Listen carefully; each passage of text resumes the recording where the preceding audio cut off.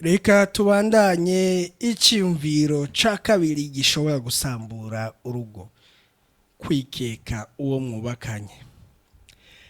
None gasha kwikeka uwo mwubakanye yuko yoba aguca inyuma. Burya abantu benshi bana kwikeka uwo mwubakanye nukwicara, kandi iyo umuntu akwikeka uretse ko ushobora kubibonera mu dukorwa akora, mu majambo avuga, mu nyifato yiwe, burya biragoye cyane yuko akubwira ngo wewe ngo ndakwikeka yuko nca inyuma. Oya, kenshi uzobibona kumengo hari utuntu rero kwikeka abantu benshi bavyitiranya no gufuha. Kwikeka uwo mwubakanye biratandukanye no kumufuhira. Aka kantu sinzi yuko mukumva. Hari umuntu aguma kwikeka agaca yibaza ngo aragufuhira. Oya, nimuzo ni ibintu bibiri bitandukanye. Ni ibintu bibiri bitandukanye.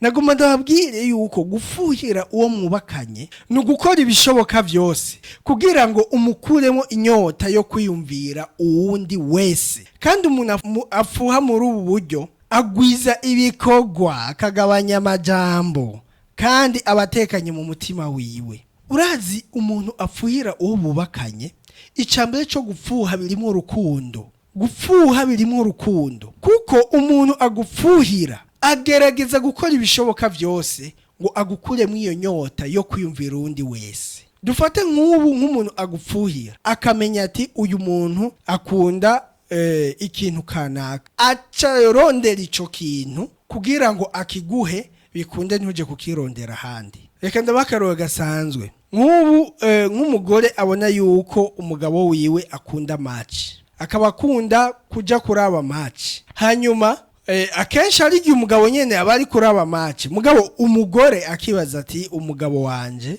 burya ntabari kuraba match, abari mu bindi nyene. Rero mu gihe umufuhira ucutegerezwa kuraba ingene iyo match aja kuraba hanze yoze yiraba mu rugo rwawe, hanyuma ugakora ibishoboka byose kugira wa mwanya wa match burya aze kuyirabira mu nzu. Ivyo aja kurondera hanze abisange aho mu nzu nyene. Muri ico gihe bica byoroha kuko uba wewe upfuhira uwo mwubakanye. Ntushaka ikindi kintu cyo mutwara umutima kugusumba wewe. Yes, ushaka ko umutima we uguma kuri wewe. Kora ibishoboka byose uyu mwubakanye ivyo aja kurondera hanze abironke iwawe. Nimba uri umugabo ukaba wumva yuko umugore wawe afise kumbura ikintu kimutwara umutima cyane, kirondere ugishire hafi yiwe, hanyuma aheze yicare atuze atekane. Umuntu agupfuhira agerageza kunezereza umutima wawe mu byo ashoboye.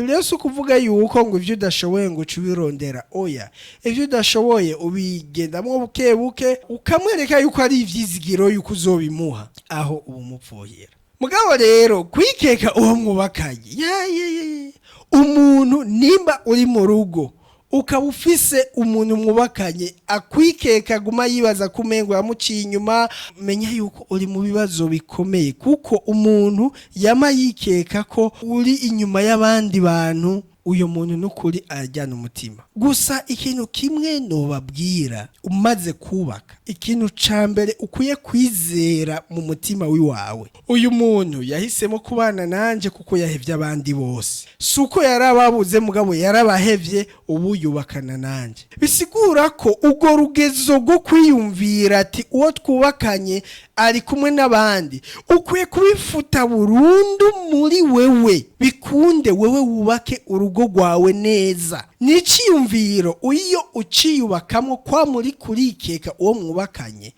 bigutwara inguvu nyinshi zo kugira icuma ari urugo rwawe, kuko niyo umutelefone gato nta kwitabe wibaza ngo ari kumwe n'abandi. Kandi hari impamvu nyinshi zotuma umuntu atakwitaba ku telefone mugabo atari kuvuga ngo ari kumwe n'abandi. Ni nyinshi sinozivuga ngo ndazimare. Ashoboye kuba telefone yiwe yashize mu mufuko ntiyayibonye, yashize mu isakoshi ntiyayumvise, yayishize kuri charge, ari mu bindi, yayishize ngaha, yagiye handi. Hari impamvu nyinshi.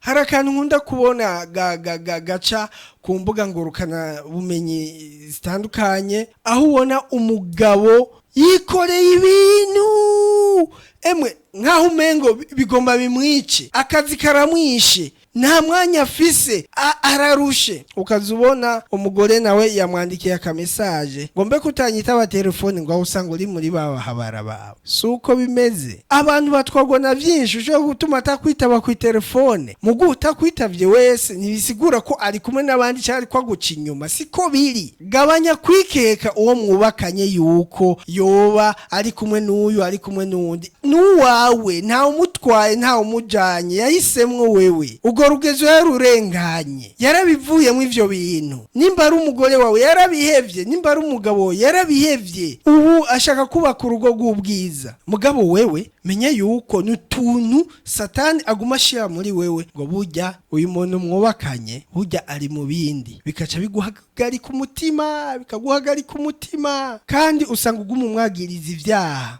Ivyo rero ntibiryoha mu rugo.